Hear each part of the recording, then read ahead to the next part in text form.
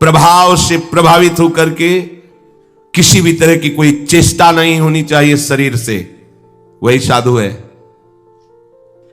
सच्ची मानिए, कोई दुर्लभ बात नहीं।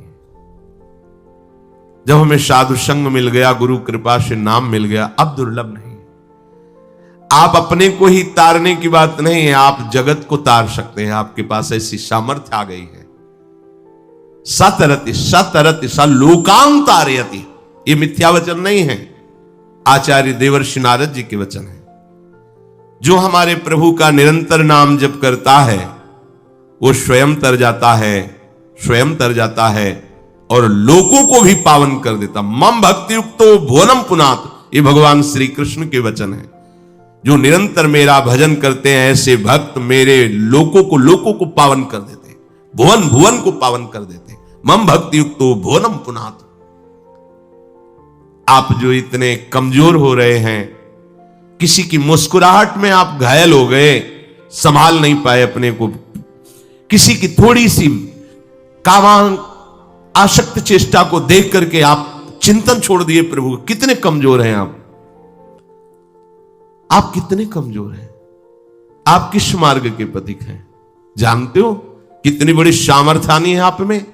पत्रावलिम रचयितुम कुचयो कपोले बद्धुम विचित्र कबरिम नव मल्लिका भी किनकी तस्मै नमो भुवन मोहन मोहनाय, श्री लाडली जी की। अब नाशवान पांच भौतिक शरीर के आकर्षण में नहीं, अभी राधा नाम नहीं जप रहे हैं आप, अभी आप राधा चरणामृत पान नहीं कर रहे, अभी आप राधा जस का स्वाद नहीं ले रहे।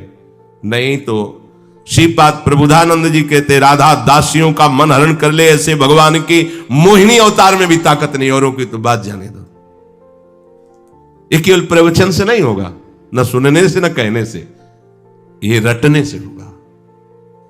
नाम जपत आई सब सोही, देव सुबुद्धि कृपा करी मोई, पोई सुगुन माला रचो, नित्य सुकंठ जो पहिरो तास।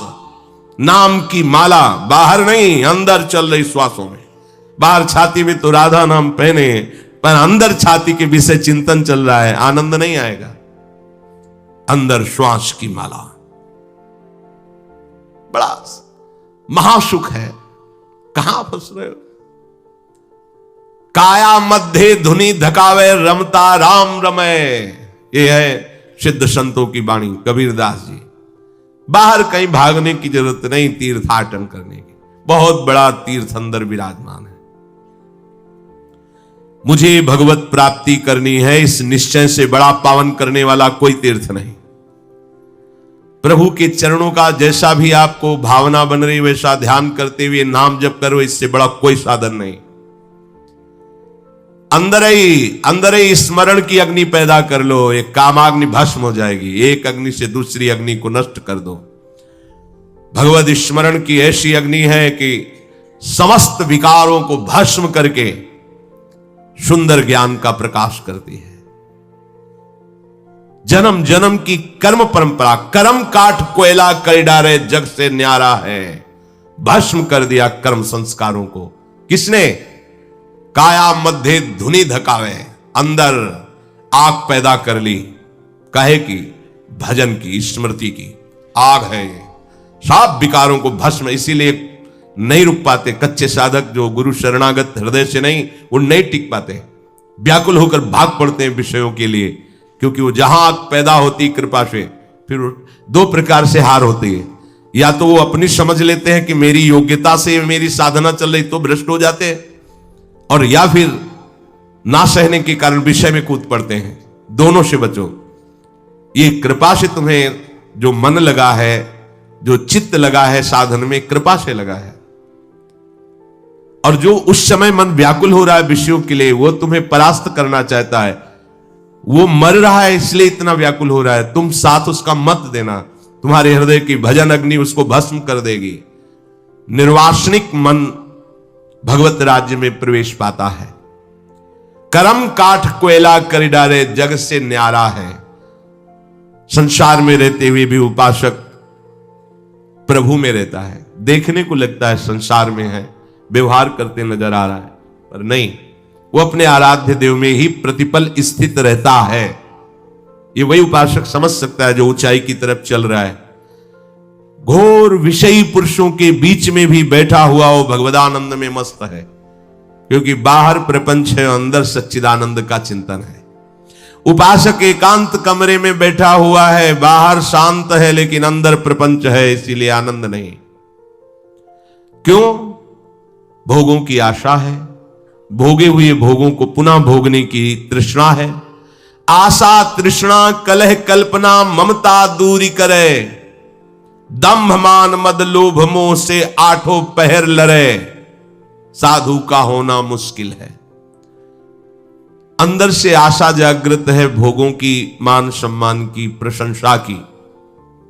कैसे हम निरंतर भगवद स्मरण करें? आशा ही परमम दुखम नैराश्यम परमम सुखम। आशा परम दुख प्रदान करने वाली होती है, निराशा परम सुख का मार्ग खोल देती है। सेवक जी महाराज कह रहे, वेद विद्या पढ़त कर्म धर्मन करत, जलप तन कलप की अवधियानी, चारुगति छाण संसार भटकत भ्रमत, आस की पास नहीं तोरी जानी। बड़े विद्वान शास्त्र ज्ञानी हो आप, बहुत कर्म कांड का ज्ञान है, पर क्या भोगों की आशा की फांसी को काट पाए? तो जीवन व्यर्थ ही गया। अगर भोगों की आशा है तो वो ज्ञान किस काम का ज्ञान? वो शास्त्र ज्ञान व्यर्थ गया, क्योंकि आशा की फांसी काटने के लिए ही तो शास्त्र ज्ञान है। और तृष्णा ये बहुत जलाती है। जो तुमने कभी भोग भोगे हैं वो सुरक्षित आपके मन की चिप में भरा हुआ है, वो फेंकेगा बार बार। देखो इस भोग में ऐसा सुख, इस भोग में ऐसा सुख। अगर आपने उसकी बात देख ली और मान ली तो तृष्णा फिर नवीन भोग में फंसा देगी। ये तृष्णा डाइन है, किसी को बख्शती नहीं, नष्ट करके ही छोड़ती है। बचो, भोगे हुए भोगों को पुनः भोगने की इच्छा का नाम तृष्णा है। सुने हुए देखे हुए भोगों को भोगने की इच्छा का नाम कामना है। एक कामना तृष्णा आशा भजन नहीं होने देती। कल्पना, अगर ऐसा हो जाए तो अच्छा है, ऐसा हो जाए। तुम्हें कल्पना करने का अधिकार किसने दिया है? अब तो जोई जोई प्यारो करे सोई मुई भावे, तो कल्पना क्यों करते हो? समय नष्ट क्यों कर रहे हो? नाम जब छोड़ के कल्पना कर रहे हो अनुकूल परिस्थिति की, इसका मतलब अभी शरणागति नहीं हुई है। कलह, कोई तुम्हारे सामने विक्षेप वाली बात, विक्षेप वाली क्रिया कर रहा है तो तुमको उस समय सावधान होना है कि हमें मजबूत करने के लिए प्रभु ने यह विधान किया, ना कि तुम्हें लड़ाई लड़नी है। तू यहां बाजा क्यों बजा रहा है, तू यहां गाना क्यों बजा रहा है? नहीं, उसकी मौज और बजा, तू जोर से बजा। मैं जोर से अंदर से मंत्र चलाऊंगा। मुझे इतना पुष्ट होना है कि तेरा बाजा बजता रहे, मेरा बाजा तेरे बाजे से ज्यादा बजे। लेकिन नहीं, हम अपना बंद कर दिया, उससे लड़ने लगे। तुम्हें पता है हम भजन कर रहे हैं? नहीं, तुम्हारा अधिकार नहीं कहने का। वो अपना भजन कर रहा है, उसका भजन विषय चिंतन है। तुम्हारा भजन, तुम हार गए, तुम उससे प्रभावित हो गए। नहीं प्रभावित होना। एक बार परिक्रमा में आप लोग जब जा रहे थे, सदगुरुदेव भगवान साथ, कोई बैठे वहां तो कोई फिल्मी गाना बजा रहा, बोले बंद करवाए महाराज जी। बोले क्यों? हम चतुरासी जी में आनंद ले रहे हैं, वो अपने आनंद ले रहे हैं, उसको लेने दो आनंद, उसका आनंद है। आप इतने सुदृढ़ बनो कि उसका प्रभाव आपके अंदर ना पड़े। देखो तुम्हारी चतुरासी जी का प्रभाव पड़ रहा है उसके ऊपर? नहीं पड़ रहा, वो अपनी निष्ठा में है, और तुम बंद करके उसको बंद करवाने जा रहे हो। कितने कमजोर हो। देखो, समझो गुरुजनों की बात को समझो। हम इसी में परेशान रहते हैं। ये बगल वाले कमरे से आवाज, ये बंद हो जाए तो हम सिद्ध हो जाएं। नहीं, वो और जोर से करे और तुम भजन करो तब सिद्ध होगे। ये हम भजन की युक्तियां नहीं जानते ना। जहां कमजोरी महसूस हो बिल्कुल डट के भजन करो, वहीं विजय प्राप्त करो। भगवत कृपा से भजन की पुष्टता के लिए भूखे रहकर भजन करना, भोजन पाके भजन करना, रोग में भजन करना, स्वस्थता में भजन करना, एकांत में भजन करना, भीड़ में भजन करना, यह अभ्यास किया जाता है, जिससे किसी भी परिस्थिति में मुझे भजन से विमुख कोई न कर सके। यह अभ्यास है हमारा। अभ्यास योग युक्त चेतसा नान्यगामिना। जब आपको अभ्यास का अवसर देते हैं भगवान, तो आप विरोध शुरू कर देते हैं, कलह शुरू कर देते हैं। नहीं होना चाहिए। देखो हम भजन करने वाले हैं। हाँ, तुम भजन करने वाले हो तो सामने तुम्हें प्रभु का विधान दिखाई देना चाहिए था, और विधान को स्वीकार करना भजन करने वालों का स्वभाव होता है। जोई जोई प्यारो करे सोई मुई भावे। फिर विरोध क्यों, कलह क्यों, लड़ाई झगड़ा क्यों? दंभ मान मद लोभ मोह से आठों पहर लड़े। इसलिए कहते कि कोई भी युद्ध हुआ है तो कुछ दिनों का हुआ है, चाहे महाभारत हो या लंकाधिपति और भगवान श्री राम से युद्ध हुए, बड़े बड़े महायुद्ध हुए, ये कुछ समय के लिए हुए हैं। लेकिन साधु का युद्ध तो जब से चेतना हुई और जब तक चेतना लुप्त नहीं होगी तब तक चलता रहेगा, पूरे जीवन भर लड़ना होता है। इसीलिए हम सबसे प्रार्थना करते हैं, कभी किसी से जरा फिसलन हो जाए तो उसे सहयोग देकर ऊपर चढ़ाओ, ना कि लात मार के नीचे गिरा दो। बहुत बड़ी चढ़ाई, 8 पहर का जलना है, वही जानता है जो साधु है, साधु के मार्ग में चला है। ऐसा नहीं कोई फिसल रहा है तो 4 लोग मिलकर और लात मारो उसको गिरा दो, ऐसा नहीं। अगर कोई फिसल रहा है तो कोशिश करो कि तुम अपनी सहयोग दो, उसके नीचे सर लगा दो, चल भाई मेरे ऊपर पैर रख के चल, चल आगे चल, तू हरि को प्राप्त हो, तुझे आनंद की प्राप्ति हो। तो हरि उसको बाद में प्राप्त होंगे, पहले आपको प्राप्त हो जाएंगे, क्योंकि देखते मेरे जन को इसने सहयोग किया। पर संसार ऐसा नहीं है, आशा मत रखना। संसार ऐसा है कि यदि आप फिसल रहे हो तो 4 लोग टांग पकड़ के हिलक जाएंगे कि तुम्हें घसीट के नाली में डाल दे, जिससे दोबारा तुम ऊपर न चढ़ पाओ। ये संसार है। इसलिए एक भरोसा, एक बल, एक आश विश्वास। और गिरना तभी होता है जब आप आज्ञा उल्लंघन करते हैं, अहंकार युक्त होते हैं, नहीं तो मरजाल नहीं कि माया स्पर्श कर सके। पक्का माया तभी स्पर्श करती है आपको, तभी आकर्षित करती है जब आप आज्ञा उल्लंघन करते हो, नहीं तो बिल्कुल आपको कह रहे हैं नहीं नहीं नहीं, भगवान की माया की ताकत नहीं है कि वो स्पर्श कर सके आपका। पर आप जब अभिमान करते हैं, 2 ही दोष होते हैं, और आज्ञा का उल्लंघन करते हैं, तभी आप परेशान हो जाते, फिर आपका कोई सहयोगी नहीं मिलेगा। आपको दूरी बनाने के लिए सहयोगी मिल सकते हैं, लेकिन आपको रस में ढकेल दे, चिंतन में तन्मय कर दे, ऐसे केवल हरि गुरु हैं, दूसरा नहीं। हमारी ममता कहीं नहीं होनी चाहिए। ममता युगल सरकार के चरणों में, क्षमता सब संसार से, ममता नित्य विहार में। दंभ नहीं होना चाहिए, बनावटीपन नहीं होना चाहिए, सहज स्वभाव में जो आपका बर्ताव हो वैसे ही होना चाहिए। दंभ बिल्कुल ये ऐसा कुष्ठ रोग है कि पूरे शरीर को मलयुक्त कर देगा। दंभ पाखंड बहुत गंदा रोग है, ये साधु में ही लगता है।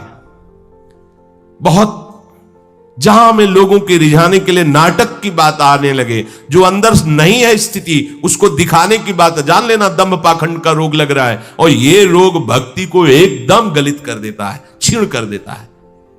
दंभ पाखंड नहीं होना चाहिए। जैसी अंदर से स्थिति है वो बनावटी नहीं होना, इसमें बनावटी नहीं होना चाहिए, दिखावा नहीं होना चाहिए। जो है नहीं उसको दिखावा, ये बहुत हानिकारक है, अनन्य चिंतन नहीं हो पाएगा।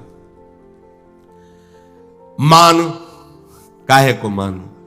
हमें जो मान मिला है वो त्रिभुवन में किसी को मिलता ही नहीं। अब हमें और कौन सा मान चाहिए? अपने जैसे अधमों को इतना बड़ा मान मिला कि लाडली जी के चरणों के दासत्व से हम युक्त हैं, इससे बड़ा मान क्या हो सकता है?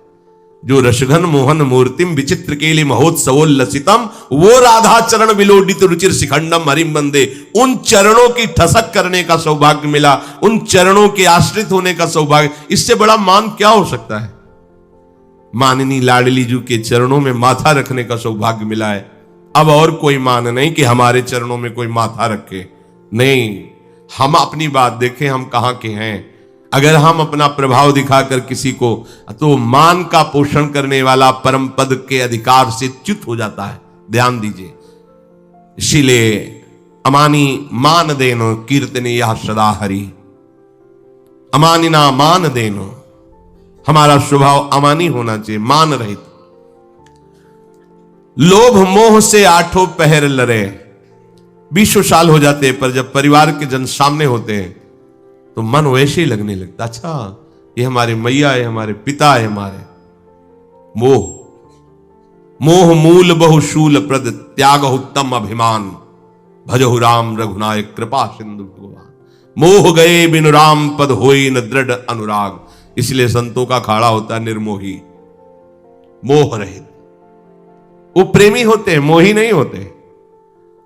मोही देह को लेकर के बिलसता है, विचरता है, प्रेमी स्वरूप को लेकर के। देह से, देह तो परिवर्तनशील, नाशवान, आज है कल नहीं रहेगी।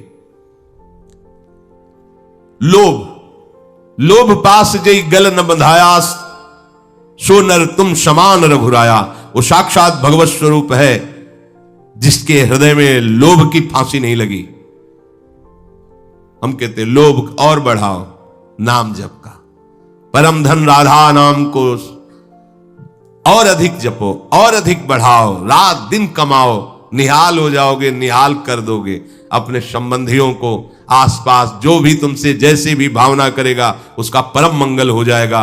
नाम का लोभ बढ़ाओ, खूब नाम जमा करो, प्रभु के चरणारविंद का आश्रय लेकर ऐसे नाम धनी बनो कि जो झुक जाए उसे निहाल कर दे। जब बोले तब हृदय की ग्रंथि खोले, नहीं तो नाम जब चल रहा है। अरे देखो, जब उतर गए हो साधु वेश में या वैष्णव बन गए हो, शरणागत, तो थोड़ा देखो ना। ये सब देखा, ये भी तो देखो क्या है इसमें, कैसे है प्रभु, कैसा है प्रभु का आनंद। आगे कह रहे सावधान, माया महा ठगिन है, हर की ज्ञान विराग हरे। ये ठगनी माया तुम्हारे ज्ञान और वैराग्य का अपहरण कर लेगी।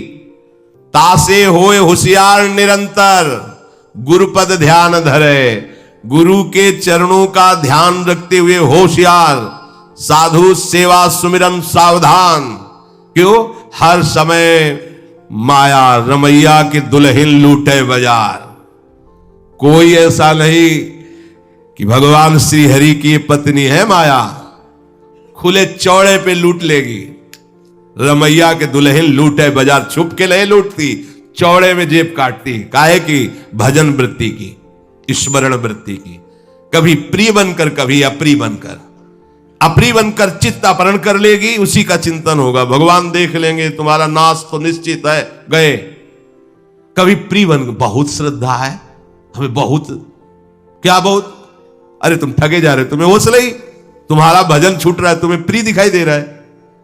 प्रियता और अप्रियता दोनों बाणों से तुम्हारे भगवत स्मरण का नाश करेगी। माया महा ठगनी मैं जानी, माया महा ठगिन है, हर की ज्ञान विराग हरे। साधु सावधान, भजन करना कठिन, कट के करके बचाना कठिन, बचा के पचाना कठिन। पचा लिया तो सिद्ध हो गया, फिर कोई जब सिद्ध हो गया फिर किसकी? न माया है, न भ्रम है, न नानात्व है। तो गुरुपद ध्यान धरे, हरिपद नहीं कहा, गुरुपद कहा, क्योंकि हरि की पत्नी ही है माया। उसका रहस्य उसमें हम ना फंस पाए तो हरि ने गुरु रूप धारण किया। हरि रूप से तो हमारे हृदय में विराजमान है, लेकिन माया से नहीं बचाए। जैसे हम बहना चाहते थे वैसे बहते चले गए, पर जो उन्होंने कृपा करके गुरु रूप धारण किया तो मुझे बहने से बचा लिया। डांट के, फटकार के, दुलार के, प्यार के। हरि रूप से प्रीति भी गुरु रूप की कृपा से ही होती है। इसलिए ये कोई भाग्यशाली उपासक होता है जो गुरु चरण आसक्त होता है, उसके लिए कुछ दुर्लभ नहीं। जो गुरु चरण आसक्त हो, कुछ दुर्लभ नहीं। क्योंकि मोटी माया सब कोई त्यागे, झीनी ना ही तजे। मोटी माया बाहरी, अब हम छोड़े आए परिवार, घर द्वार सब, अंदर से भगवान के मार्ग में चलना है तो बाहर से तो सब छोड़ दिया। अब झीनी माया क्या है? देह भाव को लेकर जो इंद्रियों का विषयों में विचरना है, यह झीनी माया है। शुद्ध हमारा स्वरूप जिसमें कभी कोई अभाव नहीं है, निरंतर सुख की वर्षा होती रहती है स्वरूप में, वो सुख समुद्र है। चेतन अमल सहज सुख राशि, उसको भूल करके अपने स्वरूप को और देह भाव से, अहम वृत्ति से जो व्यवहार में विचरण करना, भोगों में विचरण करना या साधना में विचरण करना, ये झीनी माया है। साधना में भी, साधना इसी बात की है कि देह राग मिट जाए। देह में राग करके जो भी क्रियाएं हो रही उनका फल होता है, लेकिन देह राग मिटा देने से वो मुक्त है, जीवन मुक्त है, परमहंस है, उसी समय है। कोई ऐसा नहीं मरने के बाद जीवन मुक्त होगा, जीते जी जीवन मुक्त है।